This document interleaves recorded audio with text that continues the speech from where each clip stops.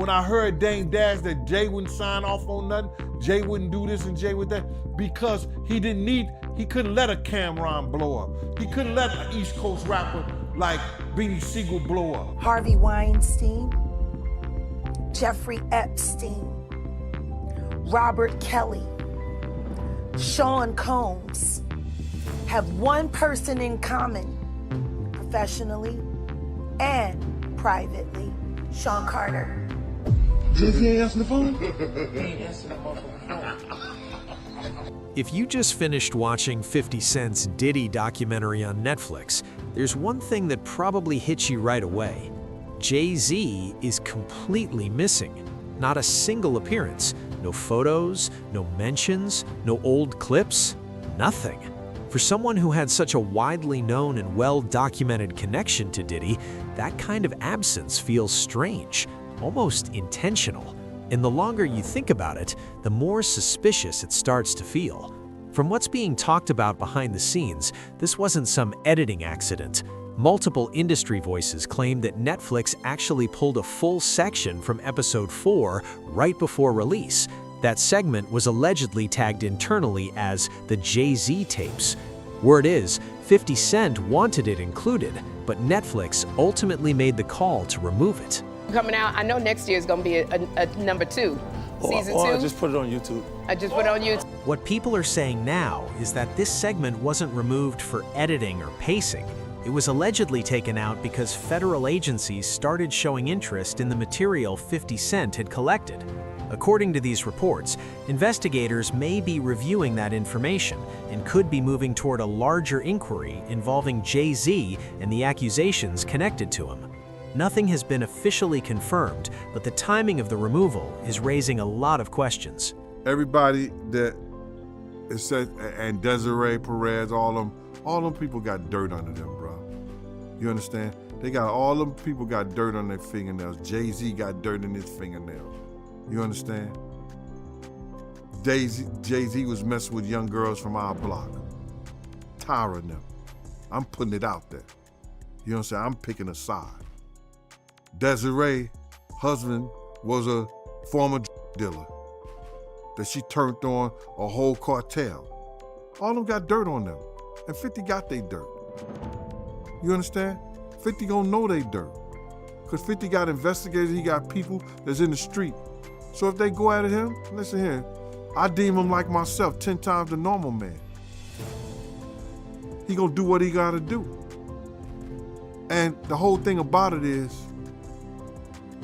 they trying to retaliate on him for something he did to somebody else. I feel that it's something worth seeing. It's something worth coming around, because all that shit about to fall. All that that we seen in the industry, these demons wanting to have sex and turn little boys into little girls into little boys, that shit's about to go out the window, bro. And we need to start speaking up and talking about it. We need to stop all this crazy stuff. We need people to put people out here that's doing like this, that's taking from people's families, that's beating women, that's beating women. I ain't got a problem with it. Let's go to war. What makes this impossible to ignore is the contrast in how the documentary handled everyone else. Other major names were included. Their legal issues were addressed, accusations were mentioned, careers were broken down and examined. But with Jay-Z, it wasn't a reduction, it was a full removal. Someone positioned that close to the story getting a clean slate while everyone else is put under the spotlight doesn't feel random. It feels intentional, like a form of damage control. And to understand why Jay-Z's absence matters, you have to look at the connection he shared with Diddy. Even though recent public comments have tried to distance the relationship, several people who spent years inside Diddy's circle claim the two were extremely close for a long time. Their history isn't a small footnote, it's a key piece of the narrative that suddenly disappeared. It was so close that they had matching white girls together. Because when they used to see each other, they used to say, yo, how your skinny white girl doing? He'd be like, yo, how your skinny white girl doing? So, I guess that's a certain type of closeness. I ain't know anything about that, man. I ain't know about, Jay touching his, that. So I gotta go see the video. I ain't hear about that. Come on, man. Everybody's seen that. 50 even pointed it out. Excuse me. When they was in ATL on stage. Remember when 50 bum rushed the stage with them?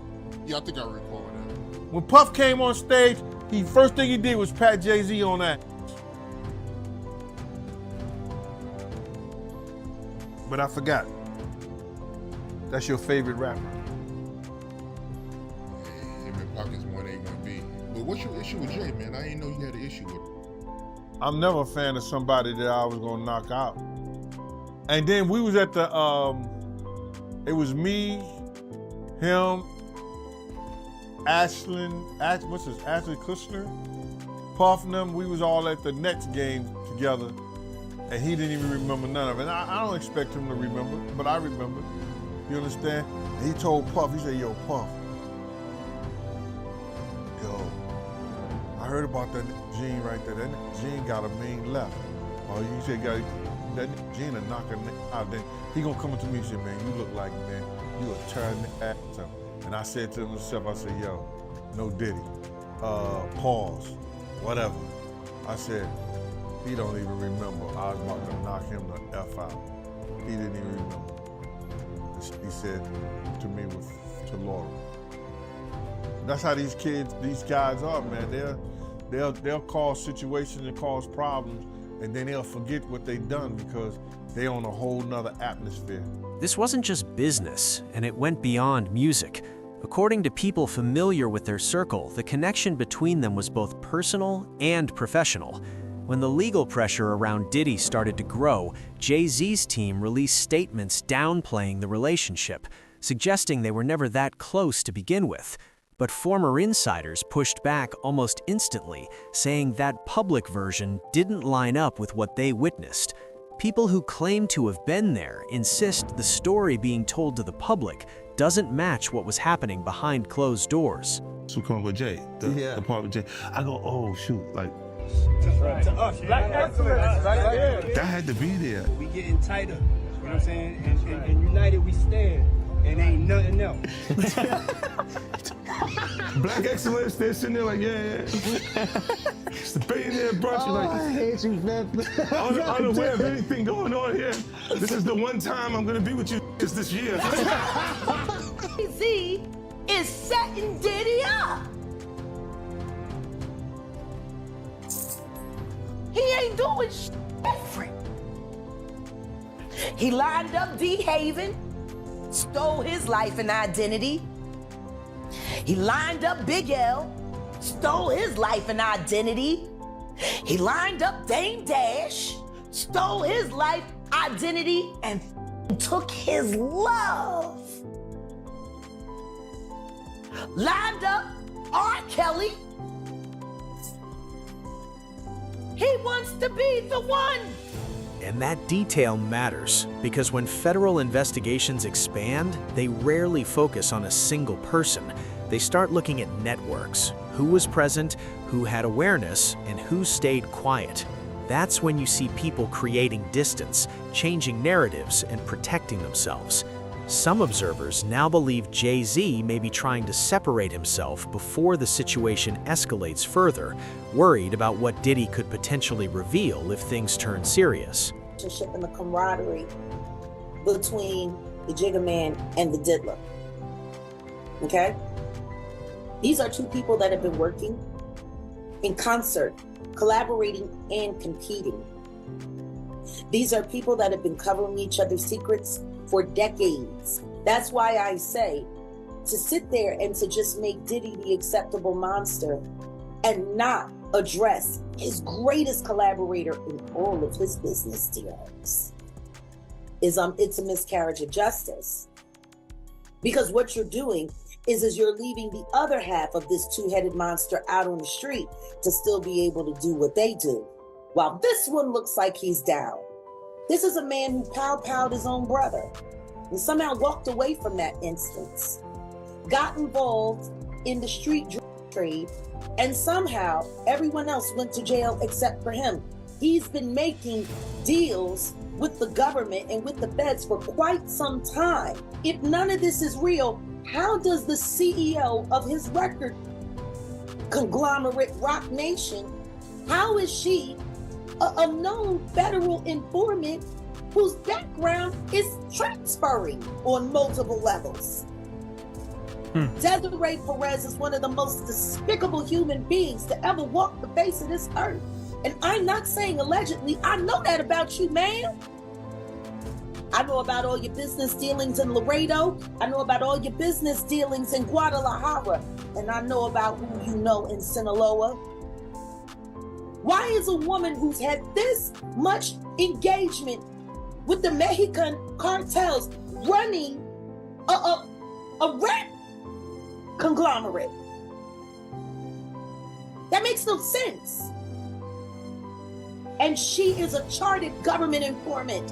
What it sounds like to me is that the government found a very, very, very successful way to control and manipulate hip-hop by allowing their top agents to run everything and keep the independent jail system going, because a lot of these rappers are also heavily invested in the jails that most of these rappers go to.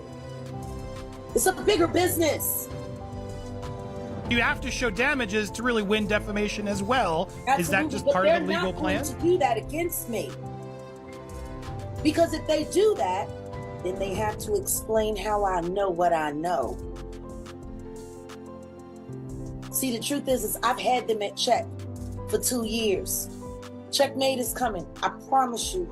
According to people who claim to have knowledge of the situation, the missing segment from episode 4 was reportedly meant to focus on long-standing allegations involving Jay-Z's private life, confidential legal arrangements, and agreements that were supposedly protected by strict NDAs. These rumors have been floating around for years, but they've never been examined in detail on a major streaming platform, at least not publicly. If that segment truly existed, it would have been the first time these claims were given space on a stage as large as Netflix. No vindication for me, because for 4 years, I've been screaming, not just Diddy, but Diddy and Jay-Z are monsters. And the victim-making machine kept going on. Jay-Z has been notable by his silence since these charges were brought against Diddy. Why do you think that is? Because that's what he does. He starts little fires everywhere, forces everyone involved to go and carry water while he sneaks away without a response. That changes now, Sean.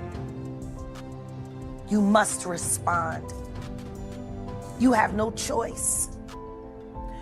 Harvey Weinstein, Jeffrey Epstein, Robert Kelly, Sean Combs have one person in common, professionally and privately: Sean Carter. This has been a fist of tyranny that has been punching through our culture and our society for decades. It must stop. Another significant portion of what was reportedly cut centered on the treatment of young artists within the industry. That section was said to explore how newcomers were managed, who controlled their opportunities, and the power dynamics that shaped their careers. If those claims are accurate, the removed material might have raised uncomfortable questions about how the system operated behind the scenes. Finally gonna have a real conversation about whether or not Rihanna was trafficked to Def Jam. She was an innocent baby when she came over here. And look She at was her now. 14 going on 15 years old, flown over without parental supervision in a private plane by a man who was supposed to be a producer, who auditioned her at 3 a.m.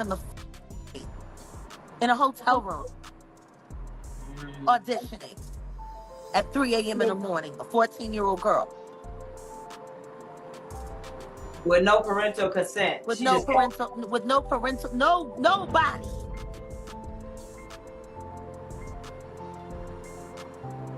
She was flown. She was flown to another country. She was taken to Def Jam headquarters. She was left in a conference room alone with Sean Carter for nearly 6 hours alone, with no parental supervision. Her And she was father was how old? flown up separately. She was 14 and a half, going on 15. She's about 16 when Pon the Replay came out, wasn't she? Her father collected a $500,000 check. She has the fastest inked deal in Def Jam history. How did they get Rihanna from Barbados to New York City? Quickly. They got her there quick. Like that. On a private plane. Yeah. Just told you, just said that.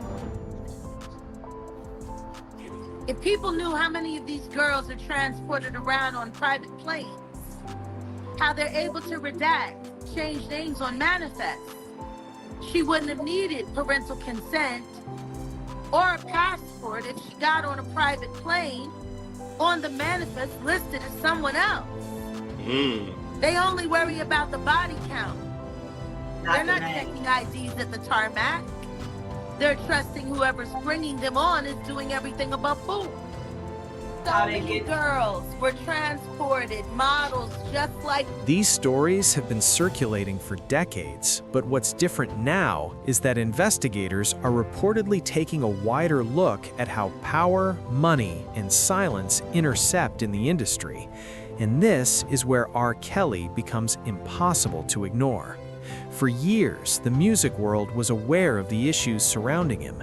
Even before lawsuits and documentaries, executives and artists deliberately kept their distance. Many avoided any public association with him to protect their reputations. Dame Dash, who was Jay-Z's business partner at the time, has said he wanted nothing to do with R. Kelly. No collaborations, no business connections, nothing. Yet, Jay-Z didn't step back. Instead, he went on to produce full albums with R. Kelly, maintaining a close professional relationship despite the controversy. Was you and R. Kelly ever cool at any point? Why? He's an R&B. I'm not an R&B. No disrespect to R&B, because I'm cool with Tyrese. But we have these things, like sometimes I'll be like, that's that R&B shit you doing. You know what I mean? I'm not R&B nigga like that. I wasn't hanging out with no R&B nigga. I just couldn't. I think the fact that Jay was fucking with him is what used to blow my mind more than anything. Like I don't know why he wants to fuck with this guy so much. Like why? I just never understood it. So I think it was just more me feeling awkward about the fact that I had to be around him on some level, but I wasn't around him. Like I never was around him. Like even when they, that Not Guilty, I wasn't, like I came for the video, I was out. I wasn't a guy, and I think like we took pride, at least I did, and my crew, in not hanging out with famous people or famous men. Like if you was gonna be famous, you had to be a female. But I wasn't trying to be up under no other famous dudes. I didn't think that was, like, I'm not gonna hang out with you just because you're famous. And I don't like dudes that much. So I was like, why would I have no reason. Like, what am I gonna do, go to the studio and hang out with him? Like, I don't do that. Did Jay know about what he did to him? Did he know that everybody knew R. Kelly married Aaliyah at 15? Everybody knew that. So was the conversation had, like, yo, how you gonna go and do something with this dude? Hell yeah, that conversation was had. Dame Dash later became involved with Aaliyah after she was an adult, which only intensified scrutiny of the earlier years. Questions began to surface. Where was Jay-Z during that period? Did he stay so close to R. Kelly while so many others distanced themselves? Was their relationship strictly professional, or were they operating within the same protected inner circles? How you gonna do a project with a girl? We had the conversation. Why would you still with someone that raped your girl? Would you still do anything with that person? So why would anyone expect me to? Like, that's what I don't understand. I'd be like, yo, people be like, why? Well, just that alone. There's a lot of other But that alone was like the nail in the coffin for me. I was out of there. I was gone. Trust me. After that, I don't want to be nowhere near. I knew that shit was gonna blow up. I didn't want no parts of that shit. Like I was like, I don't want no parts. That's not good money. So I was done with him for that. How did Jay respond when you confronted him about it? You know how he is. It's like, yo, I ain't got nothing to do with that. What I would love is for someone to ask him, like, yo, why would you still do a project with that man, knowing that he in a lead? That should be the question. Period. It shouldn't be for me. It should be the question posed to him. You know, I don't give a fuck about nothing else. But that right there was bridge burnt. But I just was like respecting her, respecting the business. But I was I moved out of Rock. Like if y'all look at, like I left Rockefeller. It wasn't that I got kicked out of Rockefeller. I left Rockefeller. You understand what I'm saying? The option was there for me to stay. I did not want no parts of it. I was done. I left Rockware. Think about it, bro. I said, f all the money, all it. I'm out.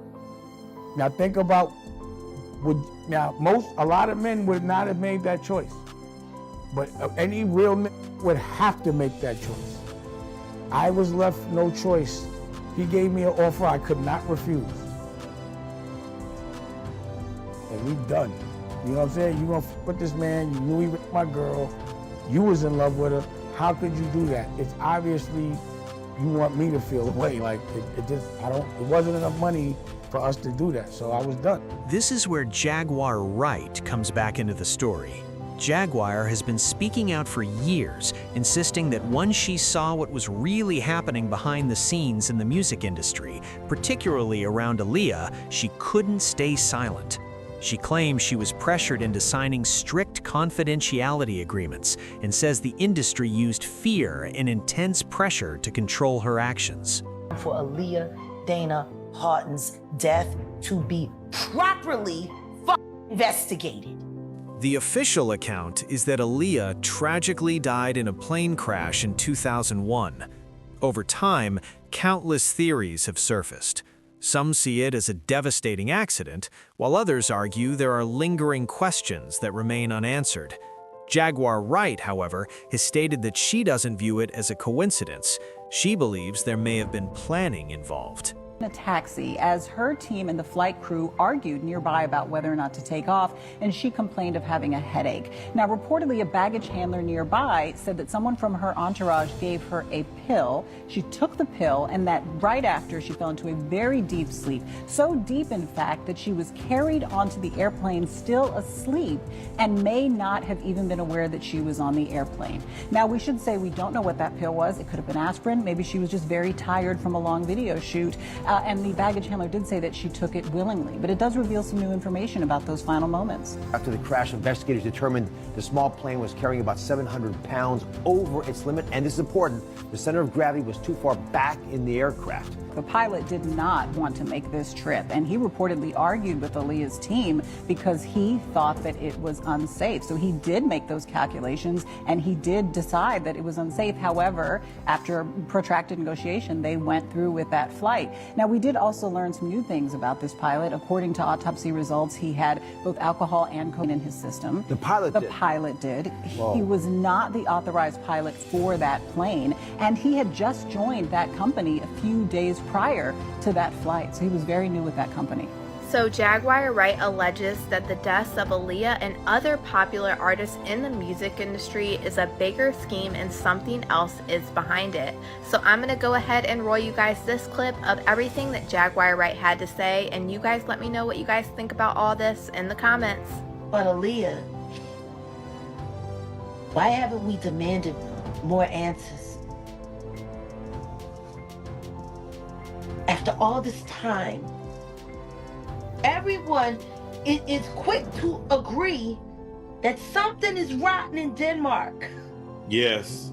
With that. And everyone says it, even in the news reports, and yet no one has said it's time to talk to Hype Williams about why he didn't want Aaliyah to get on Lenny Kravitz's very, very, very wonderful and safe plane to get on a janky one that he forced her on, which, by the way, she didn't get on willingly. She was. and carried on.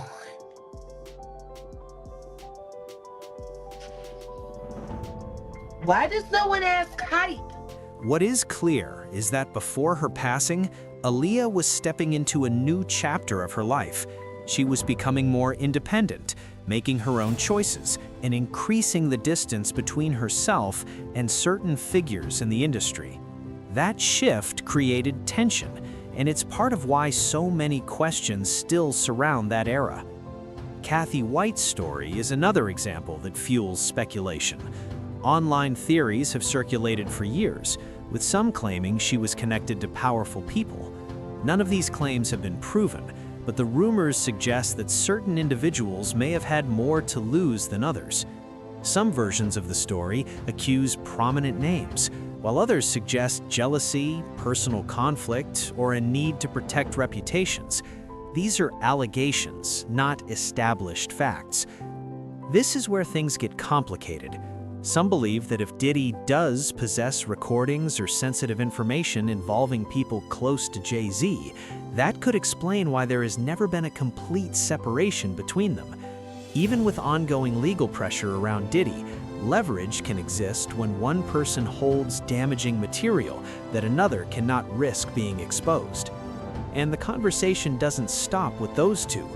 Because their careers and circles overlapped for so many years, some observers argue that if the deaths of Tupac and Biggie were ever re-examined, questions could be raised about multiple individuals connected to that era, not just one. Again, nothing proven, but speculation spreads because of how interconnected those timelines are. According to Gene Deal, who has spoken publicly about his perspective, Jay-Z and Diddy were moving with similar goals during that period. He claims they were assigned to keep control of the East Coast scene, a theory, not a confirmed fact, but one that continues to circulate because of how many loose ends were left behind. Z and Puff was given an assignment, and that was to destroy East Coast rap. And what I mean by that, and I know people gonna like, yo, Gene is out of his mind and everything like that. Check this out, brother, is that New York rappers was getting 80 to 100, 800 to 1.2 million, or some larger than that, and to sign with labels back then. And they was getting a lot of money to make albums and records. When they had guys down south that these labels was paying $250,000, $300,000 on record deals, and these guys was bringing back platinum albums and everything like that. So what they had to do was, they had to keep New York rappers down. That's one reason, other than the Irv Gotti shit that 50 was going through, and the poison they was putting in about 50, he had to go elsewhere to California, or with Jay and not with Dre and Eminem to get a deal. They did not want East Coast rappers to get big. They were suppressing all new artists that was coming out of New York. Jay and Diddy was doing that. That's why when I heard your story, because I knew this for a long time, but when I heard Dame Dash that Jay wouldn't sign off on nothing, Jay wouldn't do this and Jay would that, because he couldn't let a Cameron blow up. He couldn't let an East Coast rapper like Beanie Siegel blow up. Because him and Diddy was giving that deal, we gotta keep these East Coast rappers down. Then, along came a somebody. They was about to bring East Coast rap back. And there's nothing they could do about it. And this kid was finna put East Coast on the map, just like Big did. And this is after 50. And that was Papa Smoke. Pop Smoke. That was Pop Smoke. Let me just tell you something, man. 2 weeks before Pop Smoke died, K. Slade, who heard this from the industry, that knows that happens in the industry, set Pop Smoke and his people down and gave them a jewel. He said, y'all gonna have to protect him with his life, with y'all life. Y'all gonna have to protect him with y'all life. Cause he know Pop Smoke was about to bring rap back to the East Coast. And what happened? Pop Smoke ended up dead. Now I ain't trying to say that's some kind of conspiracy, and maybe some other shit was going on, or this, that, and the third. But brother, he had that conversation with K. Slade 2 weeks before he was murdered. They didn't want rap to be back on the East Coast. At the end of the day, this isn't just about a single documentary or one missing segment. It's part of a larger pattern. Powerful figures remaining shielded, questions left unanswered, and stories only emerging years later after the impact has already been felt. Whether you accept these claims or remain skeptical, one fact is hard to ignore. Jay-Z's complete absence from the documentary stands out. When everyone else is examined in detail and one name is entirely missing, it naturally raises questions. And now, as investigations reportedly broaden and more insiders speak out, those questions aren't going away. What do you think happens next? Share your thoughts in the comments below.